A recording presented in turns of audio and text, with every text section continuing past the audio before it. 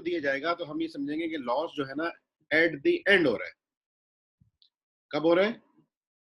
Eight the and. अब जब eight the and हो रहा है, इसका मतलब है कि पूरे प्रोसेस के दौरान इसके ऊपर डायरेक्ट मटेरियल की कॉस्ट, डायरेक्ट लेबर की कॉस्ट और कन्वर्जन कॉस्ट इंकर्ड होती रही है पूरे प्रोसेस के दौरान।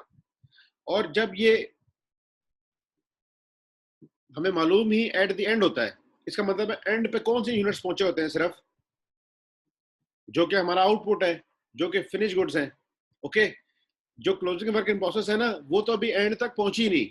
उसके ऊपर देखिए मटेरियल 100% लगा है, कन्वर्जन कॉस्ट 50% लगी है। जब ये खुद एंड पे पहुंचेगा तो इसका भी कोई लॉस निकल आएगा। तो इसका मतलब है कि अभी जो एंड पे पहुंचा है ना, वो जस्ट दिस आउटपुट पहुंचा है। तो ये जो लॉस है ना, वो इसी से एसोसिएटेड है। जब ये क्लोजिंग वर्क इन प्रोसेस वाले भी अपने एंड पे पहुंचेंगे तो इनका भी कोई लॉस निकल आएगा। तो अब हम आज इसकी जो कैलकुलेशन आपको समझाएंगे वो यही समझाएंगे कि नॉर्मल लॉस की जितनी भी कॉस्ट आएगी उसको हम क्या करेंगे, एड अप करेंगे इन फिनिश गुड्स। ये बात है। और अभी जब इसकी कैलकुलेशन करते हैं तो आपको ये यहाँ पे देखें, मैंने नॉर्मल लॉस की नहीं वर्किंग की भी है और इसको मैं फिनिश गुड्स में ही ऐड अप कर रहा हूँ।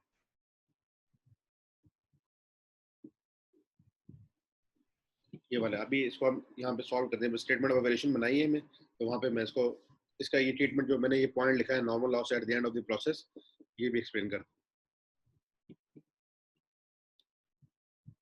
जी। तो आपको ये तो पता लग रहा है ना कि नॉर्मल लॉस एक eight the start of the process होता है, एक एट द 40% स्टेज होता है या 60% स्टेज होता है, और एक एट द एंड भी तो हो सकता है ना, कि नहीं हो सकता?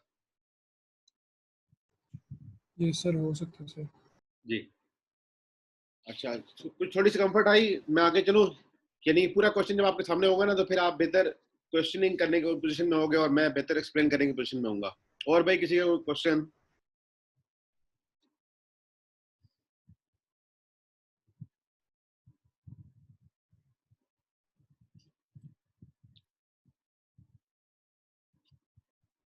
जी बच्चों।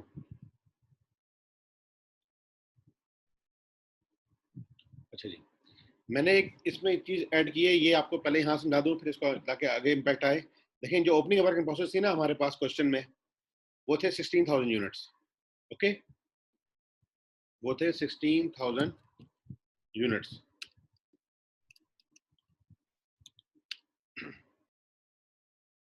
ये क्वेश्चन में हमें गिवन है, ठीक है, मैं वहां से आपको डेटा दिखा देता हूँ। देखिए, दैट इज 16,000 यूनिट्स हमारे पास है work in process inventory as at January 1st 2004, and they are 75% complete as to conversion cost. और मटेरियल कॉस्ट के ऊपर लगी 64,000, लेबर कॉस्ट लगी है 28,000, और हमें बताया गया है कि overhead is applied at the rate of 120% of direct labour. Okay जी बेटा, तो जो 16,000 थे ना यूनिट्स, उनके ऊपर मटेरियल लगा हुआ है 64,000, ठीक है, और लेबर कॉस्ट लगी है 28,000। तो एफओएच कॉस्ट कितनी हो जाएगी? That is 120% of direct labour. इसका मतलब है कि ओपनिंग वर्किंग प्रोसेस की हमारी कॉस्ट ये थी। ओके, अच्छा जी बेटा, इसके बाद क्या है कि हमें बताया गया कि 430,000 है मटेरियल की कॉस्ट जो हमने इस दफा कॉस्ट इंकर्ड की है। 230 कॉस्ट हमने इंकर्ड की है लेबर की, दैट इज 430,500 हमने इंकर्ड की है मटेरियल की कॉस्ट, 230,000 हमने की है लेबर की कॉस्ट, और अगेन 20% ऐड कर देंगे लेबर में, तो दैट इज एफओएच, यानी कि 120% ले लिया तो ये एफओएच बन गया। इन तीनों का अगर हम सम लें तो ये बनता है 936,500। ओके, 936,500। अच्छा बेटा, फिर आपके 5,000 यूनिट्स क्या हुए? लॉस्ट हुए, और उसकी स्क्रैप वैल्यू यहाँ पे दी गई है। Normal spoilage is 5% of output, the spoil units are sold in the market at ₹6 per unit. तो इसका मतलब है कि आपको कितनी वैल्यू मिल जाएगी स्क्रैप की, नॉर्मल लॉस की? दैट इज 30,000, ठीक है, scrap value of normal loss units, that is scrap value of normal loss units. Okay बेटा बच्चों, तो ये हमारे पास जो हमने देखना टोटल कॉस्ट हमारी इस प्रोसेस में कितनी आ रही है। एक तो ओपनिंग वर्क इन प्रोसेस की कॉस्ट आ गई, प्लस ये कॉस्ट हमने इंकर्ड की, और जो हमारे यूनिट्स लॉस्ट हो रहे हैं उनसे भी स्क्रैप हमें मिल रहा है। तो जब आप इन कॉस्टों को ऐड करेंगे और ये स्क्रैप वैल्यू लेस करेंगे तो आपकी टोटल कॉस्ट जो इस पीरियड में अकाउंट फॉर होगी दैट इज 1.0321 मिलियन। ये आपकी टोटल कॉस्ट है। ओके,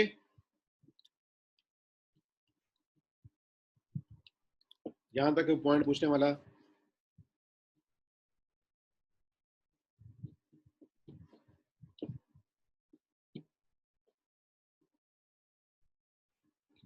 जी बेटा, तो ये हमने कॉस्ट भी देख ली कि क्या हमारे पास है। बाकी कैलकुलेशन हम कर चुके थे।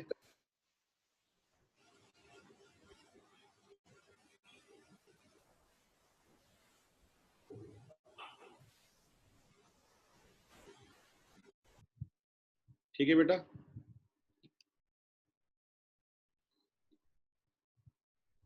अच्छा जी, अब हम आगे चलते हैं। क्वांटिटी स्केड्यूल भी कल हमने देख लिया था, क्वांटिटी स्केड्यूल भी कल हम अंडरस्टैंड कर चुके थे। अब हम देखते हैं कि यूनिट कॉस्ट कैसे आएगी, नॉर्मल लॉस का ट्रीटमेंट कैसे होगा अगर एट द एंड होता है, एंड सो ऑन। सर बेटा सर ये फाइफो मेथड है ना? जी 54। सर फाइफो में तो हम लोग सिर्फ करंट पीरियड की कॉस्ट, यूनिट कॉस्ट निकालने के लिए सिर्फ करंट पीरियड की कॉस्ट इस्तेमाल करते हैं। जी जी बिल्कुल आप वही करेंगे। ओपनिंग की कॉस्ट क्यों प्लस कर रहे हैं? ओपनिंग कॉस्ट भी प्लस कर रहे हैं ना? नहीं नहीं, बिल्कुल वो करते हैं, आपकी बात बिल्कुल ठीक है। देखो आपने क्या करना है, जब कितने यूनिट्स हमारे पास यहाँ से ट्रांसफर हुए हैं,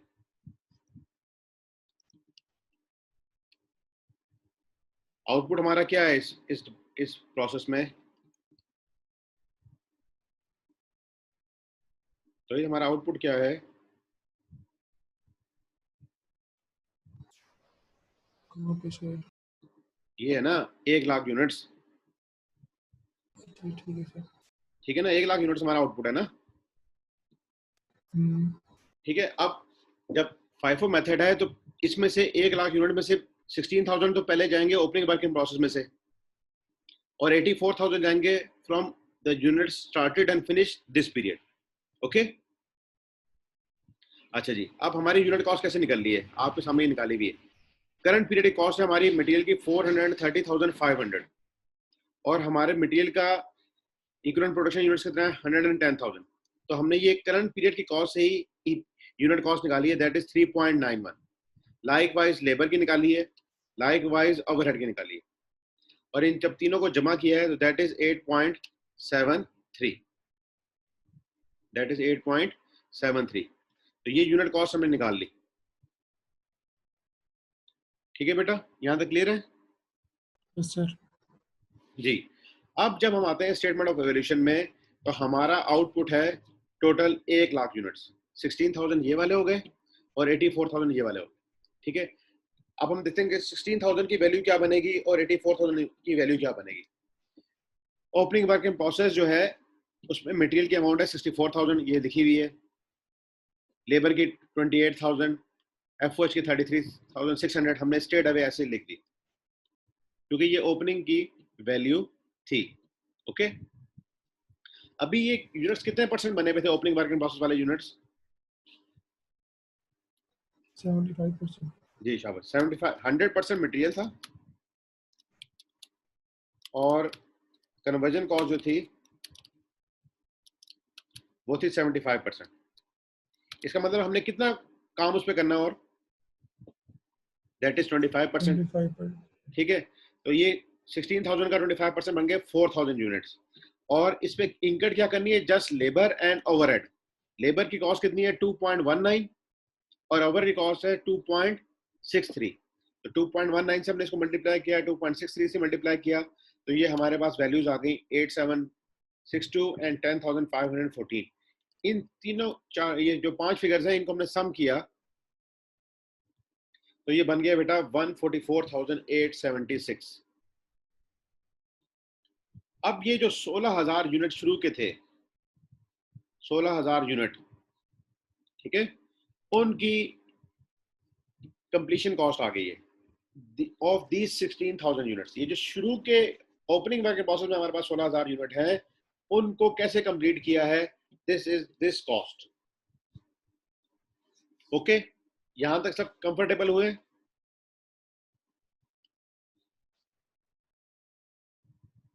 जी बेटा, FIFO में हमने जो ओपनिंग वर्क इन प्रोसेस के यूनिट्स होते हैं उनको पहले कंप्लीट करना होता है। और कैसे कंप्लीट करेंगे? जो कॉस्ट पहले तो इनकर्ड हुई भी है वो तो हुई भी है, अब हमने इस पीरियड में जाके उनके ऊपर कितना कितना काम किया है उसको हम लिखेंगे। हमने लेबर भी 25% फर्दर इनकट की है,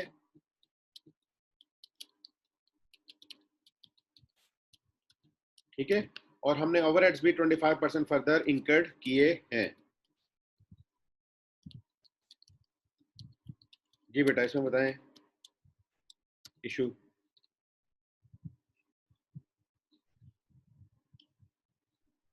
बेटा देखो, ये सारे स्टेप्स हैं, ये पूरा क्वेश्चन करने के लिए ना इन सारे स्टेप्स से आपको गुजरना पड़ता है। यानी कि पहले ईपीयू का ईपीयू फाइफो के तहत मालूम करना पड़ेगा, फिर यूनिट कॉस्ट मालूम करनी पड़ेगी, क्वांटिटी स्केड्यूल हमने बनाया होता है, फिर स्टेटमेंट ऑफ वैल्यूएशन है, और फिर प्रोसेस अकाउंट बनेगा। अब इस आउटपुट के अंदर रहते हुए हम पहले 16,000 को हमने किया है क्योंकि हम फाइफो लेके चल रहे हैं, ठीक है। पहले 16,000 यूनिट्स को कर लिया, अब हमने आउटपुट हमारा है 1,00,000, तो 84,000 को भी हमने फर्दर ट्रीटमेंट करना है।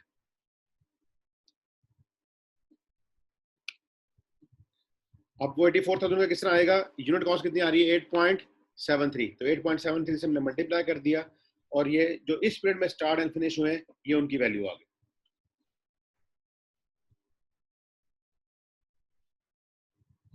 ओके,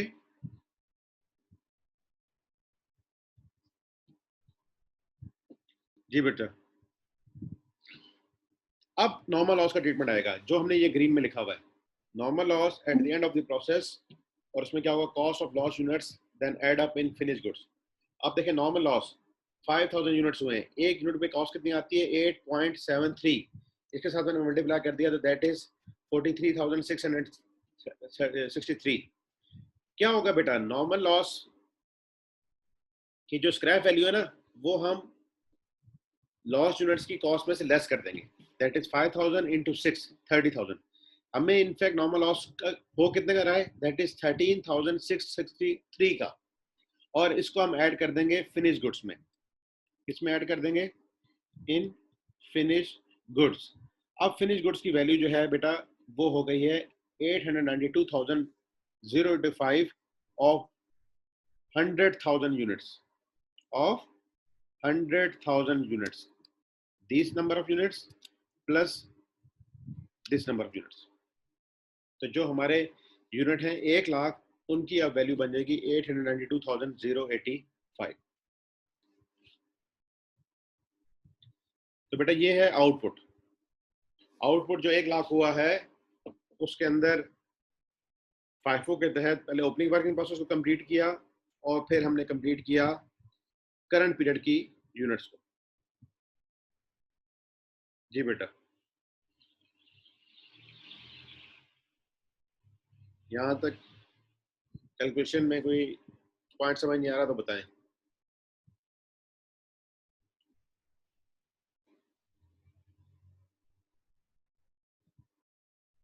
सब कुछ एक स्क्रीन पे लेके आना है, इसलिए मैं पहले ये वाला पोर्शन किया हुआ है, फिर ये पोर्शन किया है, ये एक हमारा पोर्शन है,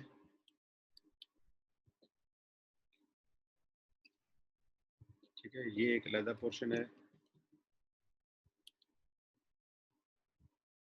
और ये स्टेटमेंट ऑफ वैल्यूएशन एक अलग पोर्शन। ठीक है बेटा, बात समझ आ रही है?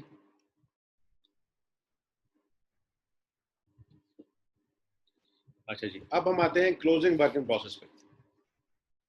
उससे कितने यूनिट्स हैं? 18,000, and they are 100% with respect to material and 50% with respect to conversion cost. ठीक है, ये 100% है मटेरियल के लिहाज से और कन्वर्जन कॉस्ट के लिहाज से।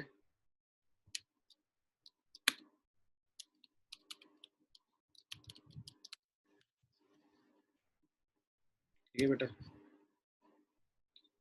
कितने परसेंट कम्प्लीट? तो हमने जितनी इतनी से कॉस्ट लगाई होगी ना, देखो मटेरियल के ऊपर 100% लगाई है, तो 18,000 यूनिट्स इंटू 100% इंटू 3.91 करंट, क्योंकि ये closing work in process current period से ही बनेंगे, तो इनके ऊपर ये कॉस्ट आ गई।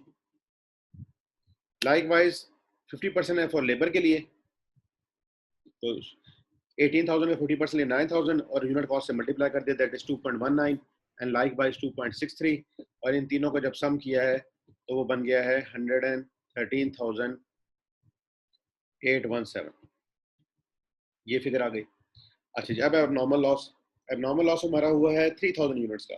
इसको भी यूनिट कॉस्ट जो है 8.73 उससे मल्टीप्लाई कर दिया। ठीक है बेटा, तो ये आपके पास तीनों वैल्यूज हो गई, this one plus this one and this one.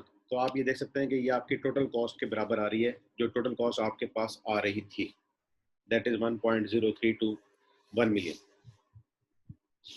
तो ये ट्रीटमेंट होता है बच्चों अगर नॉर्मल लॉस हो जाए एट द एंड। ओके, अब मेरी तरफ से ये क्वेश्चन कंप्लीट हुआ है। अब आपका कोई क्वेश्चन है तो ही अब आपको नॉर्मल लॉस की समझ नहीं आ रही या कोई भी इसमें कंसर्न है तो प्लीज बताएं। ये क्वेश्चन आपके सामने और ये हमने कैलकुलेशन अब कंप्लीट कर ली है। अब मेरे ख्याल से क्वेश्चनिंग या उसका आंसर करना आसान होगा।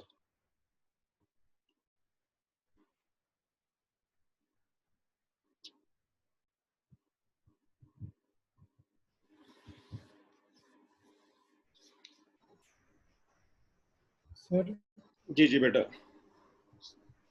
सर ये आपने यहाँ पे स्टेटमेंट ऑफ एवेल्यूएशन में आप जो है यहाँ पे 1 लाख यूनिट लिखा है, यहाँ पे 1 लाख यहाँ पे नीचे करके। जी जी सर ये तो 1 लाख तो नहीं बन रही है, 16 प्लस 84 प्लस 5 करें तो 105 बनते हैं सर ये टोटल।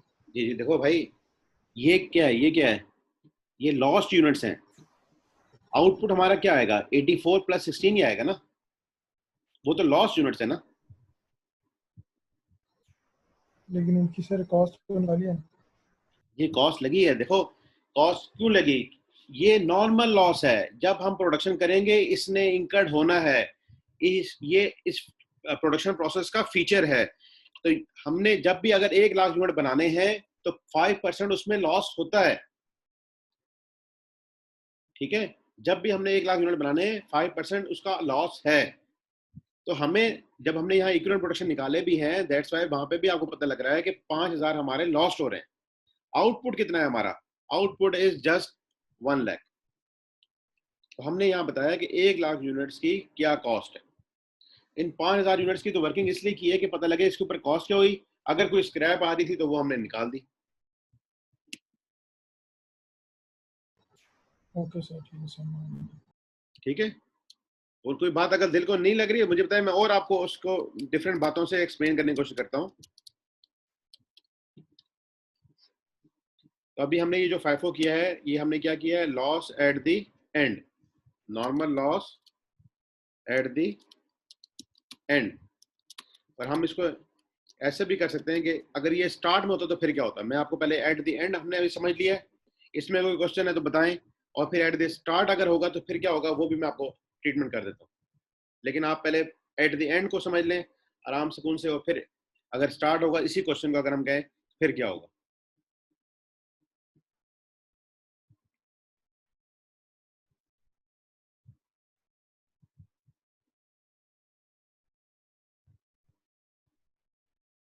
जी बेटा, पहले एंड को समझ लें, एंड में अगर कोई इशू है तो बताएं, अपना टाइम लें, समझें, या कोई क्लियर है तो फिर हम आगे चलते हैं।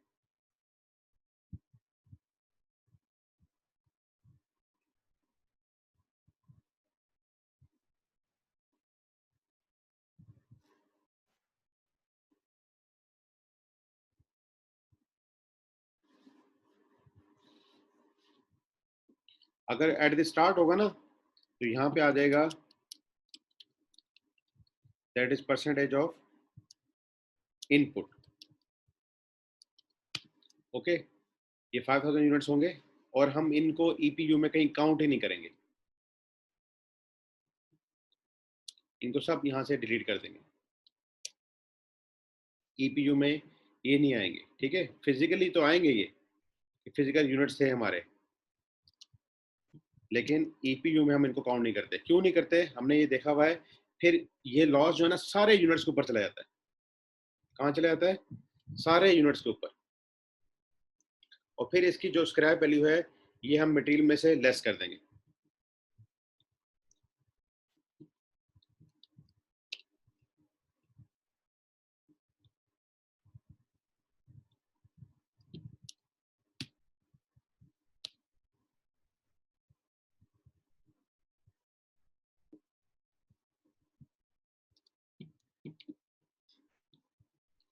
ठीक है बेटा, ये काम हो जाएगा, फिर यहां से भी निकाल देंगे,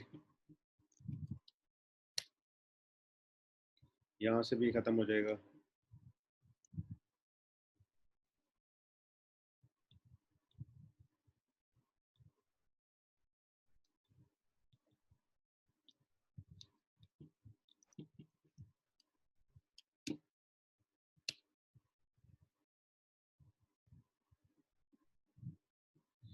ये भी खत्म हो गया। अच्छा जी, और क्या होगा जी बेटा? अब देखें, अभी भी आपके पास आंसर जो है ना वो सेम आ रहा है, यानी कि जितनी आपकी कॉस्ट लगी है उतना ही इसका ट्रीटमेंट आएगा। अगर नॉर्मल लॉस हो जाए एट द स्टार्ट, ठीक है, कहाँ पे आ जाए normal loss? At the start of the process. तो हम क्या करेंगे, हम इसको ईपीयू में इग्नोर कर देते हैं।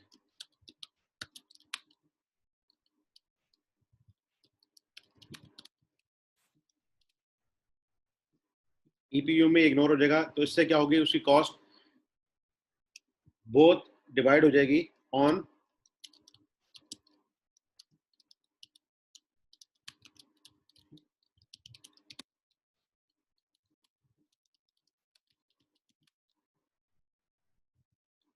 इस तरह हमारे पास नॉर्मल लॉस यूनिट्स की जो कॉस्ट है वो दोनों पे डिवाइड हो जाएगी ऑफ यूनिट्स।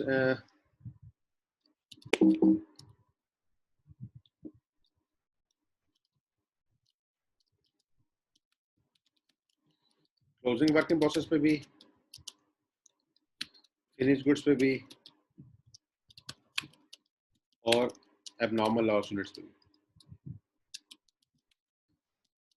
इससे करने से क्या होता है कि यूनिट कॉस्ट बढ़ जाती है। देखिए इसमें यूनिट कॉस्ट आपके पास आ रही है 3.81, 2.30 एंड 2.76, जबकि जब फाइफो के तहत आप करेंगे नॉर्मल, यानी कि फाइफो शुरू में था, तो इसमें आपके पास आएगी कॉस्ट दैट इज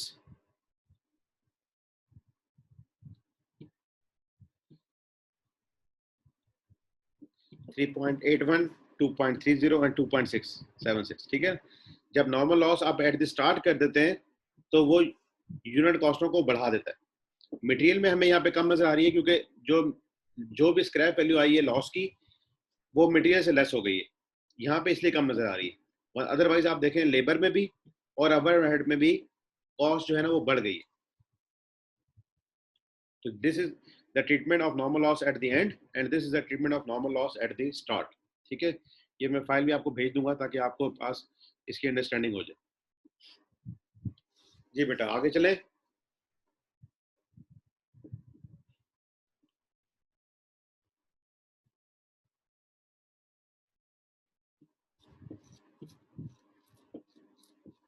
जी बच्चों,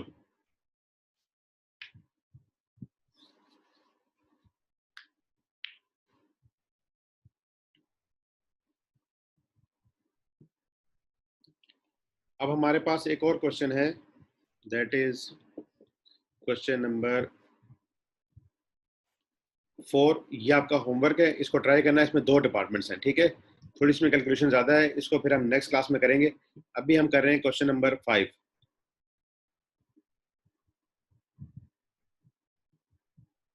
क्वेश्चन नंबर 5 ये भी अब सेकंड डिपार्टमेंट का क्वेश्चन है, डिपार्टमेंट बी का।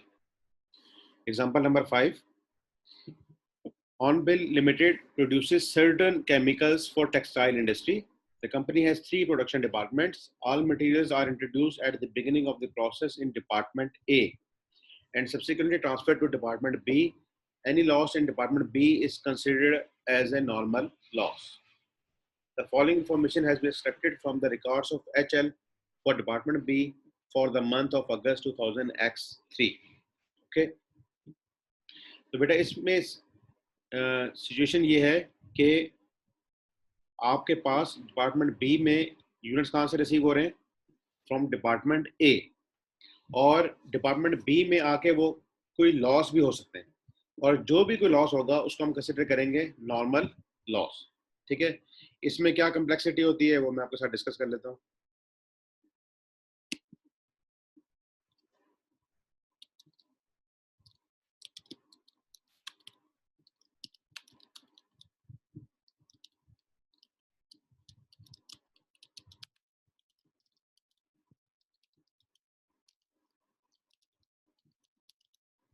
जी, normal loss in subsequent process, यानी से डिपार्टमेंट ए था या प्रोसेस ए था, फिर प्रोसेस 2 आ गया। ठीक है, देखो क्या होगा बेटा, आपके पास जब आप प्रोसेस, जैसे हमारे पास यहाँ बी है, हमारे पास इनपुट कहाँ से आता है, दैट इज फ्रॉम प्रोसेस ए। जब ये प्रोसेस ए से इनपुट आएगा, ठीक है, तो क्या होगा, हमारे पास कुछ यूनिट्स आएंगे और कुछ उसकी कॉस्ट होगी। डेफिनेटली जब हम डिपार्टमेंट ए से यूनिट भेजेंगे बी में, तो साथ में कोई कॉस्ट भी तो भेजेंगे ना उसकी, कि इन यूनिट्स की कितनी कॉस्ट है। ओके, से जैसे इस क्वेश्चन में गिवन है कि हम लेकर आए हैं यूनिट्स ट्रांसफर फ्रॉम डिपार्टमेंट ए, कितने हुए हैं, 55,000। 55,000 यूनिट्स हमारे पास आए हैं। ओके, और उसकी कॉस्ट दी गई होगी, एक होती है यूनिट कॉस्ट और एक हो जाती है टोटल कॉस्ट। जब ये हमारे पास आए हैं तो ये कॉस्ट लेकर आए हैं, दैट इज 1.80 पर लीटर, 1.80 पर litre.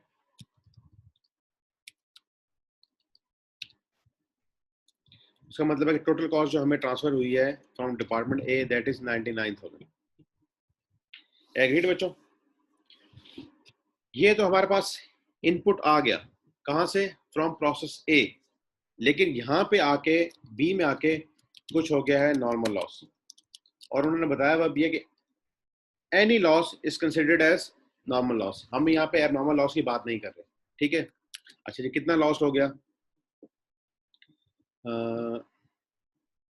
Ji, units transfer to department C, department C को उन्होंने भेज दिए हैं 39,500 यूनिट्स, और क्लोजिंग वर्किंग प्रोसेस में इनके पास है 10,500 यूनिट्स। तो बेटा ये कितने यूनिट्स बन गए,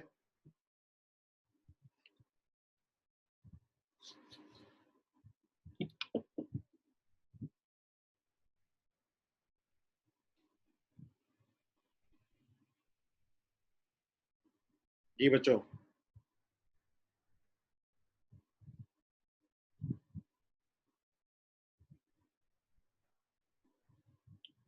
55,000 हमने रिसीव किए हैं। ठीक है, अगर हम इसका यहाँ पे क्वांटिटी स्केड्यूल बनाएं,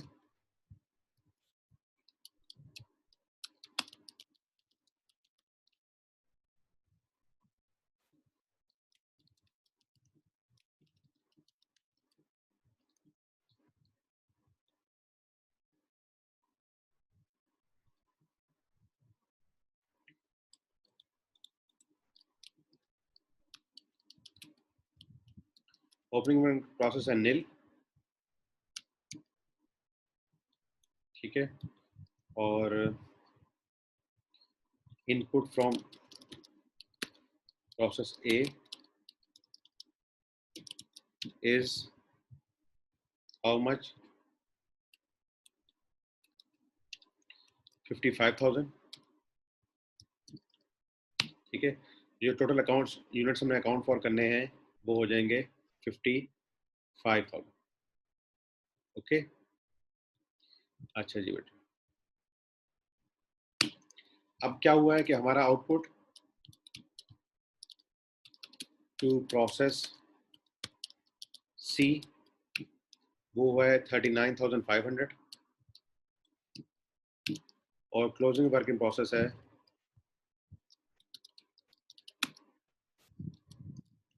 10,500। ठीक है, टोटल कितना बन गया,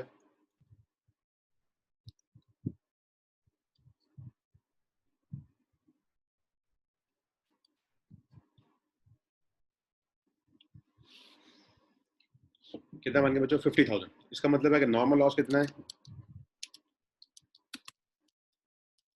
दैट इज 5,000।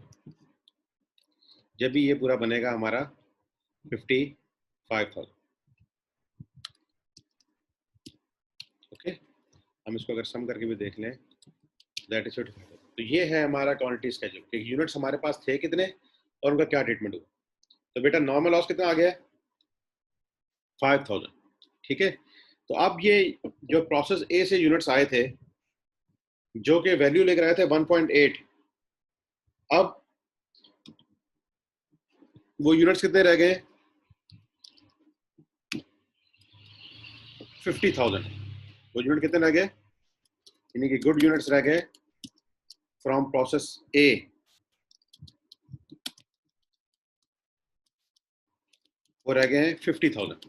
ओके,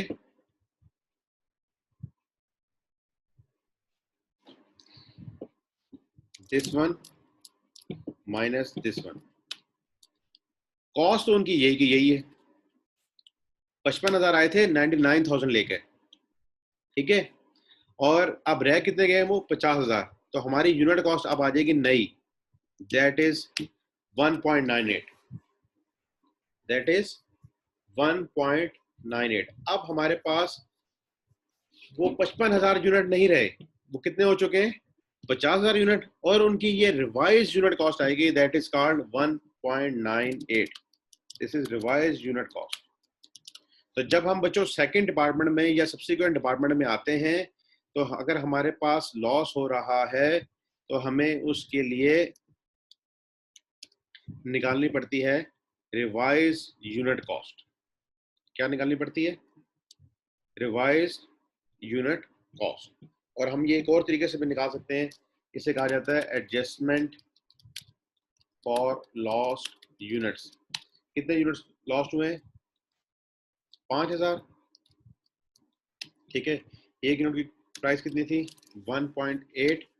इसका मतलब है कि लॉस हुआ है दिस मल्टीप्लाई बाय दिस, 9,000 का हमारा लॉस हुआ है, ठीक है जी। कितने का लॉस हुआ है? 9,000 का। और हमारे पास अब कितने यूनिट बाकी रह गए?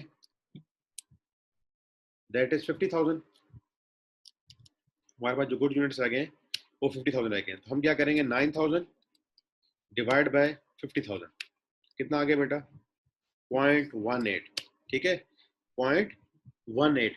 वो हम जो यूनिट कॉस्ट थी ना, इसके अंदर ऐड कर देंगे।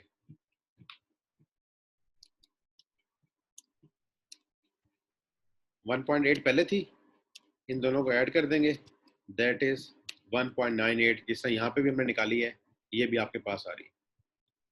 तो इसे कहा जाता है बच्चों एडजस्टमेंट फॉर लॉस यूनिट।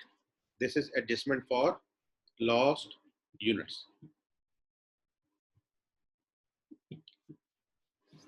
जी बेटा, समझ आ रही बात?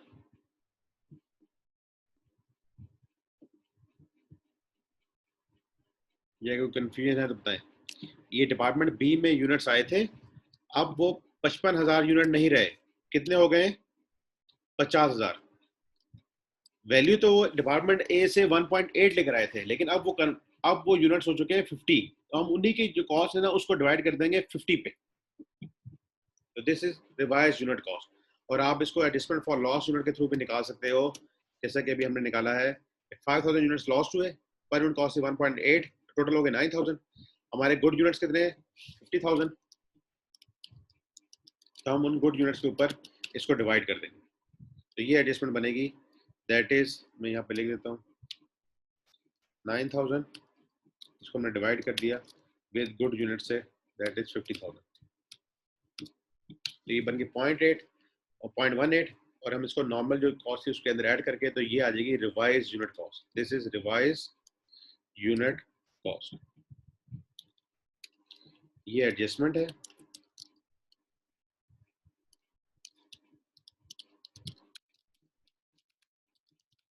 ये ओरिजिनल वैल्यू आई थी,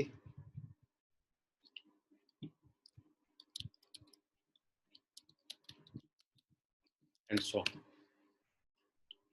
जी भाई, तो यही आप बताएं कोई इशू?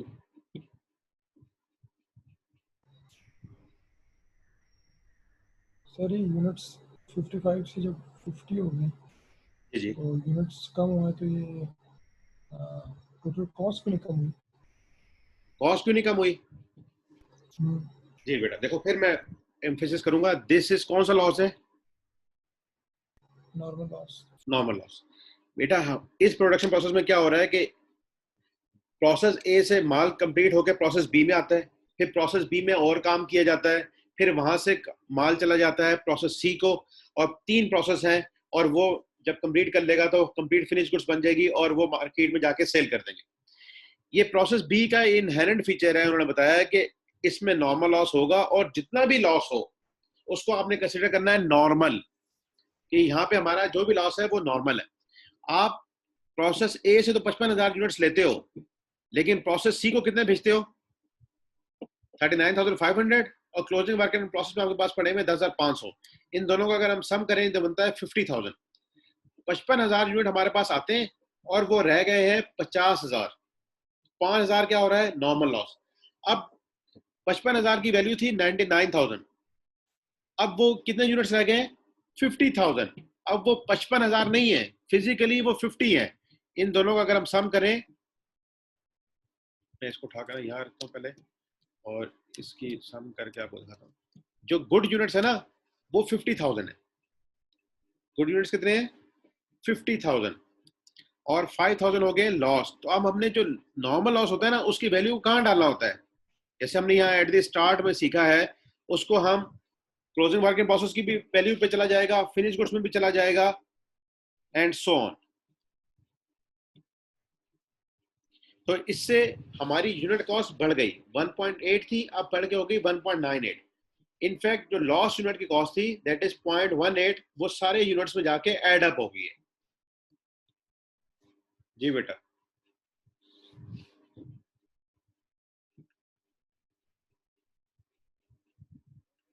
इन यानी कि डिपार्टमेंट बी ने, आप ये समझ लो कि रिसीव ही 50,000 यूनिट किए हैं। 55 आए थे, 5 क्या हो गए? लॉस्ट हो गए। आपने इनफैक्ट समझ लो कि यूनिट्स रिसीव ही गुड कंडीशन में ए से किए 50,000 और उसकी वैल्यू है 99,000। तो पर यूनिट अगर निकालनी है तो दैट इज 1.98। ये बात हो रही है। यानी कि प्रोसेस बी में रिसीव करते हुए समझ लो कि वो यूनिट्स लॉस्ट हो गए, गिर गए, और इस तरह हो जाता है, नॉर्मली इस तरह हो जाता है। ओके सर, समझ। ठीक है सर। जी बेटा, 99,000 जो कॉस्ट है दैट इज ऑफ 55,000 यूनिट्स। जब हमें प्रोसेस ए से आए, प्रोसेस ए ने तो हमें इसी तरह ही भेजे हैं, लेकिन जब प्रोसेस बी में आए तो वो 50,000 रह गए। तो कॉस्ट तो वही की वही रहेगी ना, 99,000। तो 99,000 को हम डिवाइड कर देंगे 50,000 से और हमारे पास आ जाएगा 1.98। तो एक तरीकेकार ये है रिवाइज यूनिट कॉस्ट निकालने का, और एक तरीकेकार बच्चों ये है रिवाइज यूनिट कॉस्ट निकालने का। तो both are two different methods, लेकिन आंसर दोनों सूरतों में सेम आता है। एक ये मेथड है और एक ये मेथड है।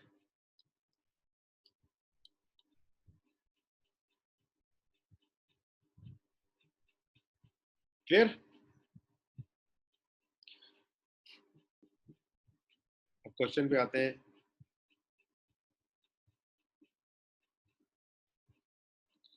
जी,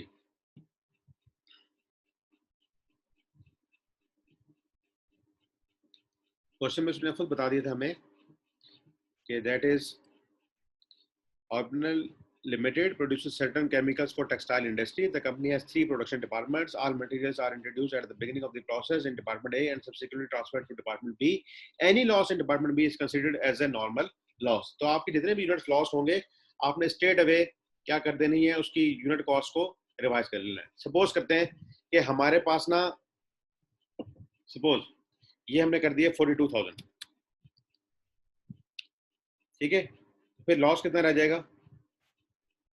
दिस माइनस दिस, ठीक है। ये कोई सर्कुलर रेफरेंस लगा हुआ है, उसको भी 57 ये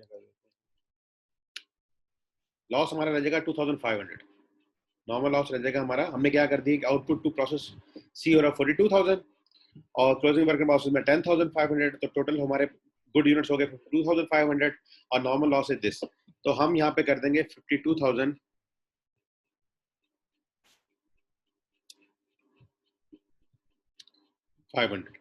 अब देखो यूनिट कॉस्ट हमारी क्या आ जाएगी, 1.88 या 89।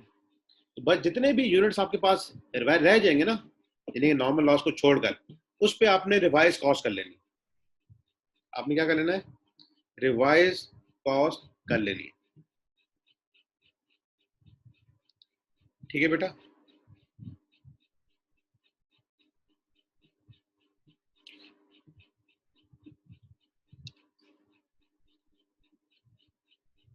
अब नॉर्मल लॉस कितने यूनिट्स हो गए 2500, तो देखो ये भी 1.89 आ जाएगी। 2500 यूनिट्स इंटू 1.8 ये बनेगी वैल्यू। गुड यूनिट्स है 2500, तो हमने क्या किया है 4500 डिवाइड बाय 52,500, जितने गुड यूनिट्स हैं, और हमारे पास ये वैल्यू आ गई। तो आप चेंज भी कर सकते हो इसमें, कोई जितने भी आपको क्वेश्चन में दिया जाएगा ना, तो आपने हमने यहाँ सीखा है कि यूनिट कॉस्ट कैसे निकाली जाती है, रिवाइज यूनिट कॉस्ट। ठीक है, that is revise unit cost.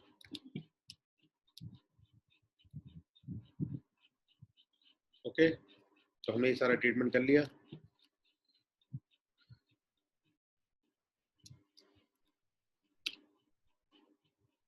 Question पे आ जाते हैं।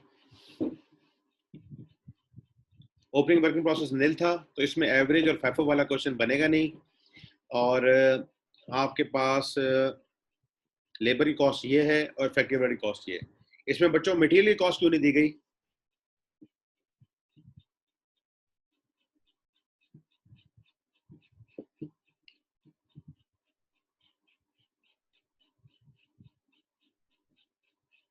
जी बच्चों, मटेरियल कॉस्ट इसलिए नहीं दी गई कि सारी मटेरियल कॉस्ट जो है वो डिपार्टमेंट ए में लगती थी, डिपार्टमेंट बी में कोई मटेरियल कॉस्ट नहीं लगती। ठीक है, यहाँ बताया था क्वेश्चन में, all materials are introduced at the beginning of the process in department A, और उसके बाद कोई मटेरियल नहीं लग रहा, इसलिए यहाँ पे मटेरियल कॉस्ट नहीं दी गई। अच्छा बच्चों, आगे चलते हैं। अब एक और इंटरेस्टिंग चीज आ रही है वो आपके साथ।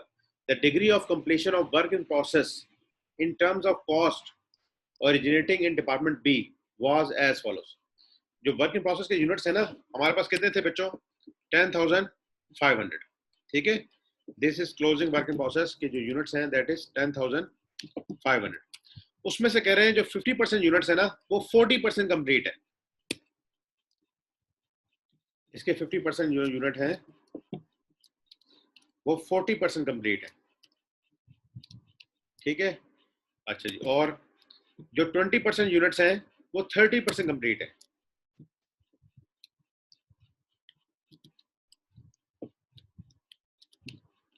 तो बाकी कितने परसेंटेज आ गए बच्चों? 30% ना, 50 और 20 70, और बाकी पीछे रह गए 30%। वो कंप्लीट है 24.5%।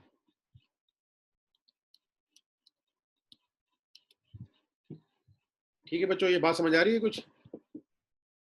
पहले तो हमें स्ट्रेट अवे बता दिया था क्लोजिंग वर्किंग प्रोसेस इतने परसेंट कंप्लीट है, लेकिन अब बता रहे हैं कि 10,500 में से 50% जो यूनिट है वो इतने परसेंट कंप्लीट है, और 20% यूनिट इतने परसेंट कंप्लीट है, 30% यूनिट इतने कंप्लीट है। इनफैक्ट बच्चों ये क्या हो रहा है, ये मैं आपके सामने भी कैलकुलेशन करता हूँ। तो आप देखें कि इसका 50% कितना बन गया, दिस मल्टीप्लाई बाय दिस। ठीक है,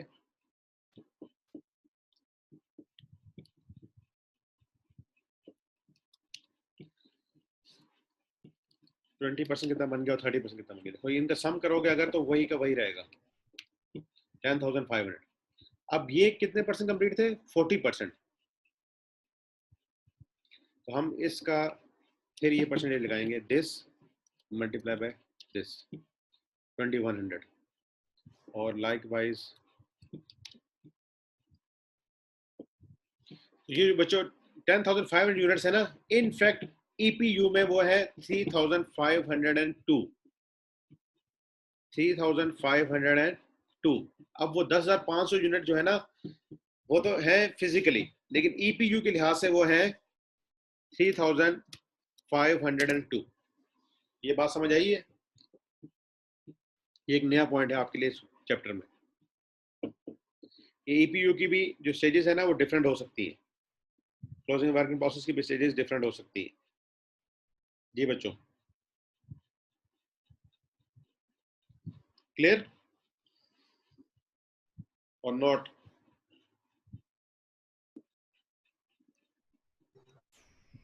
सर ये रिपीट कर दें जो लास्ट पार्ट आपने जी बताया। मैं कर, देखो बेटा, हमें क्लोजिंग वर्किंग प्रोसेस बताया है, इसका स्टेट हमें नहीं बता दिया कि इसमें मटेरियल 50% है या लेबर इतनी परसेंट है and so on.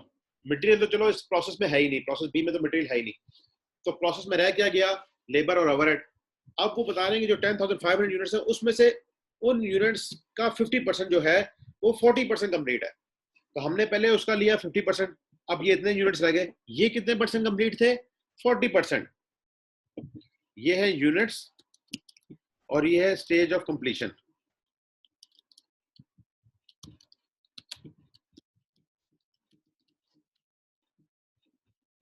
This is stage of completion.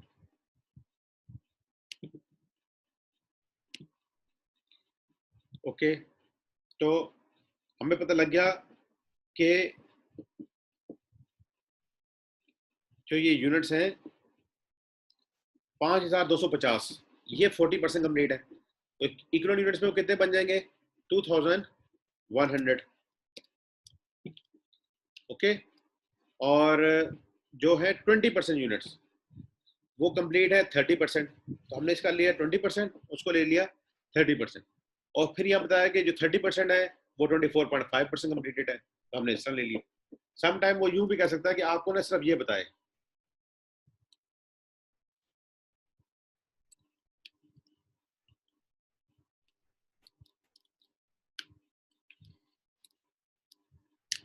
इसका बताए ना परसेंटेज, बल्कि लिख दे कि बैलेंस, क्या लिख दे वो, बैलेंस। तो बैलेंस कितना आएगा बेटा, 50 और 20 यहाँ हो गया, तो यहाँ पीछे कितना बचेगा, 30 ही बचेगा ना, तो फिर हम यहाँ 30 लिख देंगे। यानी कहते 50% यूनिट इतने कंप्लीट है, और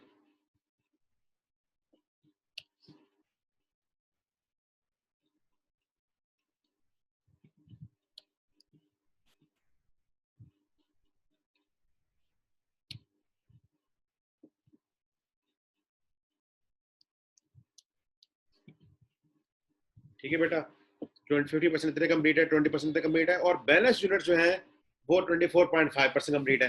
तो यूं भी बता सकता है वो, यहाँ तो उसने खुद बता दिया 50 20 30, तो पता आपको बैलेंस तो 30 ही आएगा ना, क्योंकि ये सम भी कितना होना चाहिए हमेशा, 100%। ये सम भी हमेशा क्या होगा, 100% ही होगा। ये तो एक बात समझ आ गई या कोई इशू है इसमें। तो ये जो आप कह रहे हैं 40% कंप्लीट, कितने परसेंट कंप्लीट, जी ये जी विद रिस्पेक्ट टू लेबर और ओवरहेड बोथ होगा? जी जी जी। Okay sir. ठीक है बच्चा, किसी का कोई क्वेश्चन है तो प्लीज बताएं। अच्छा जी, अब देखते हैं आगे क्या हो रहा है। टिप भी उन्होंने दी है, treat the cost transfer from department A in the same way as material cost introduced at the start of the process B, and treat department cost in the same way as conversion cost. अब इसकी working देख लेते हैं। ये उन्होंने बनाया हुआ है इसका क्वांटिटी स्केड्यूल, जो कि हम बना चुके हैं, सेम दैट इज ये जो हमने बनाया हुआ है, that is our quantity schedule. ठीक है, ये हमने बना लिया। अच्छा जी, फिर इसके बाद आते हैं इकोनॉमिक यूनिट्स पे। वो इकोनॉमिक यूनिट्स कहते हैं हमारे पास आ जाएंगे। अभी हमने वर्किंग प्रोसेस से निकाल लिए, थोड़ी सी स्क्रीन इसकी छोटी कर लें। जी बेटा, ये इकोनॉमिक यूनिट्स निकाले हमने किसके, क्लोजिंग वर्किंग प्रोसेस के, और हमारे पास जो हैं कंप्लीटेड ऑलरेडी कितने हैं, दैट इज 39,500। तो 39,500 ये एक आ गया कंप्लीटेड, जो कि प्रोसेस सी को गए, आउटपुट आ गया हमारा। और जो वर्किंग प्रोसेस में है, क्लोजिंग वर्किंग प्रोसेस के, वो आ गए हैं हमारे पास 3,502। ठीक है, तो अब हमारे पास जो ईपीयू बना, दैट इज 43,002। ठीक है, ये राउंडिंग का डिफरेंस होगा, उन्होंने 43,000 देखे आप, कन्वर्जन के लिहाज से आ रहा है 43,000। ठीक है, और डिपार्टमेंट ए से जो हमारे पास आए थे यूनिट्स, अब वो कितने रह चुके थे, 55,000 नहीं थे, बल्कि वो अब 50,000 रह चुके हैं। ओके, जो डिपार्टमेंट ए से आए थे हमारे पास यूनिट्स, वो कितने हैं, 50,000। ओके, वो कैसे हो रहे हैं मैं आपको बता देता हूँ। इसको हम ऐसा करते हैं, यहाँ ले जाते हैं।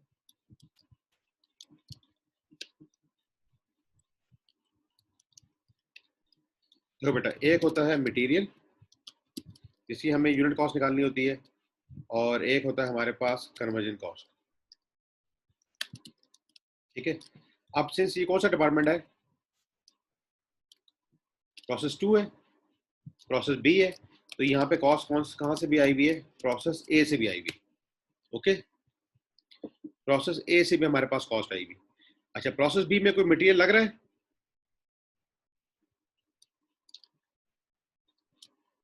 जी बेटा, प्रोसेस बी में कोई सर मटेरियल नहीं है। ठीक है जी, क्या कह रहे हो तो ये? कुछ पता नहीं सर। ठीक है, तो ये अब हमारे पास बन रहा है ईपीयू। ठीक है, हम इसको वो कर लेते हैं, ये आपको explain कर देते हैं।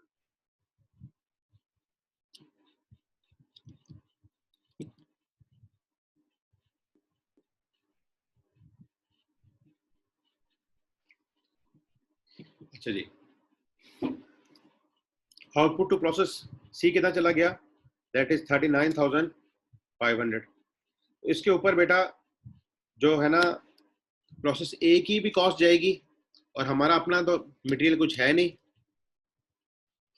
ठीक है, तो ये जीरो जाएगा, और कन्वर्जन कॉस्ट कितनी जाएगी, 39,500।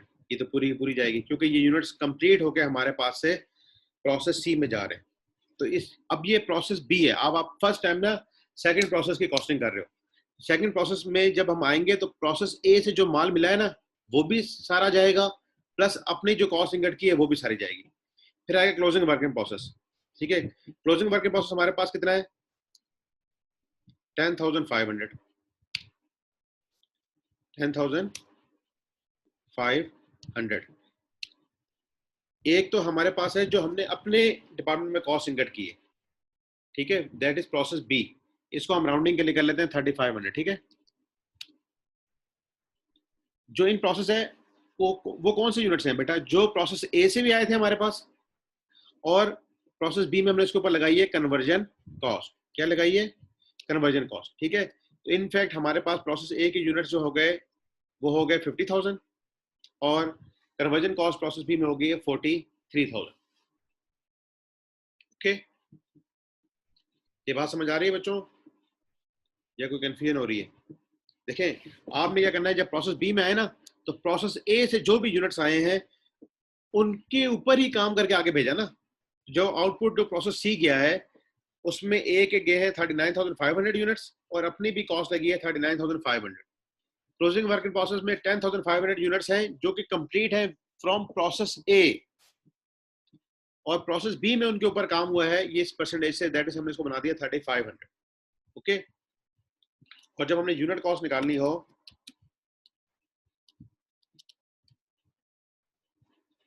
जब हमने यूनिट कॉस्ट निकालनी होगी,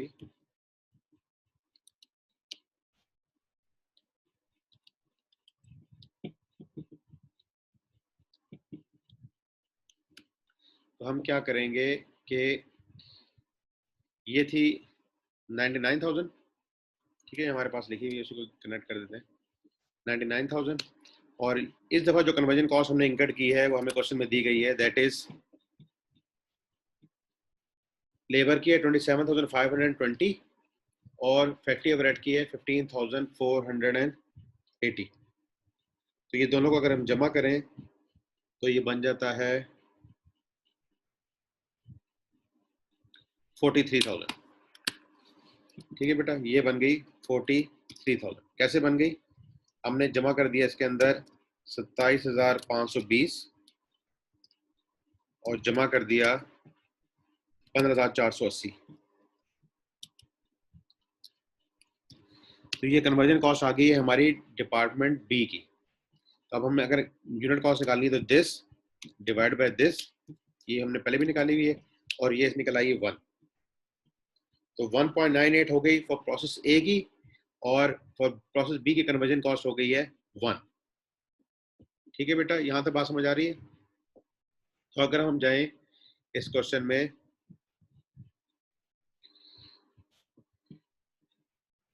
तो जब हम इसकी स्टेटमेंट ऑफ एवोल्यूशन बनाएंगे पर इक्विवेलेंट यूनिट्स, तो ये आपके पास देखें 1.98 आ गई और ये 1 आ गई। अब हमने नेक्स्ट बार में कितने यूनिट्स ट्रांसफर किए? 39,500।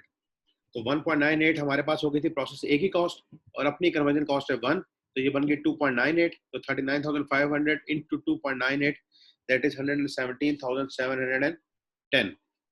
क्लोजिंग वर्क इन प्रोसेस में क्या है, एक कॉस्ट है जो डिपार्टमेंट ए से आई थी, वो कितनी हो चुकी थी 1.98 और वो कितने यूनिट्स हैं 10,500, उससे मल्टीप्लाई कर दिया और 3,500 है विद रिस्पेक्ट टू कन्वर्जन और उसको हम करंट कॉस्ट जो है 1 रुपीज उससे मल्टीप्लाई कर दिया। तो इन दोनों को सम अगर करेंगे तो ये हमारा प्रोसेस अकाउंट के में आप जाके इसको देख भी सकते हैं कि ये इक्विवेलेंट आ जाएगा हमारे पास। ठीक है, कैसे इक्विवेलेंट आ जाएगा बेटा? देखो कितनी कॉस्ट इनकट हुई है 99,000 ये और 43,000 ये। ठीक है, टोटल कितनी बन गई? This plus this 142,000। ठीक है, अब हमने कितने यूनिट्स आगे ट्रांसफर किए? 39,500 और एक यूनिट की कॉस्ट भी हमारे पास बन गई है 2.98 क्योंकि प्रोसेस ए की कॉस्ट 1.98 और इस दफा की कॉस्ट है 1। तो अगर हम स्टेटमेंट ऑफ एवोल्यूशन बनाएंगे तो 39,500 हमारे गए हैं। ठीक है, और एक यूनिट की कॉस्ट आ रही है 2.98, तो ये फिगर बन जाएगी दिस मल्टीप्लाई बाय दिस 117,710 और वर्क इन प्रोसेस में हमारे पास यूनिट्स हैं 10,500, जिसके अंदर दो किस्म की कॉस्ट हैं। एक है 1.98,